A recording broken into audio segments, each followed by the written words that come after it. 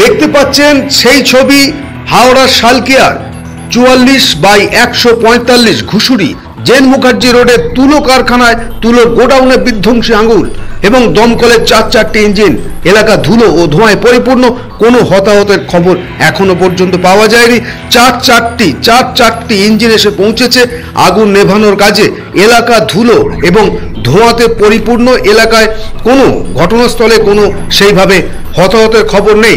আমরা সরাসরি সেই চিত্র দেখাচ্ছি শুধুমাত্র এনপিএস নিউজ বাংলার পর্দায়, এবং দমকলের কর্মীরা কিভাবে কাজ করছে। এবং দেখুন সেই ছবি যে তুলো কারখানা বা গোডাউন কিভাবে আগুনে বিধ্বংসী আগুনে পুড়ে ছাই হয়ে গেছে, সেই ছবি আমরা দেখাচ্ছি। দেখতে পাচ্ছেন এনপিএস নিউজ বাংলার পর্দায়, এবং 4টি ইঞ্জিন এবং দমকল কর্মীরা কিভাবে কাজ করছে সেটাও দেখাচ্ছি এনপিএস নিউজ বাংলার পর্দায়।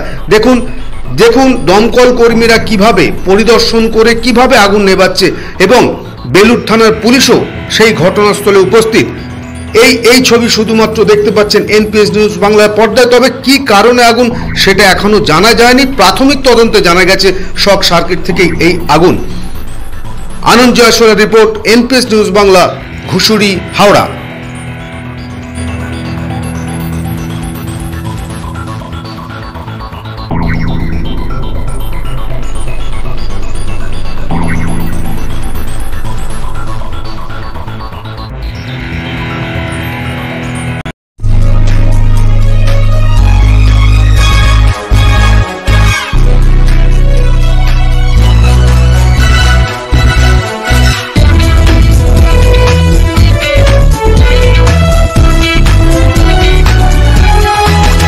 আপনারা দেখছেন এনপিএস নিউজ, সবার সাথে সবার মাঝে।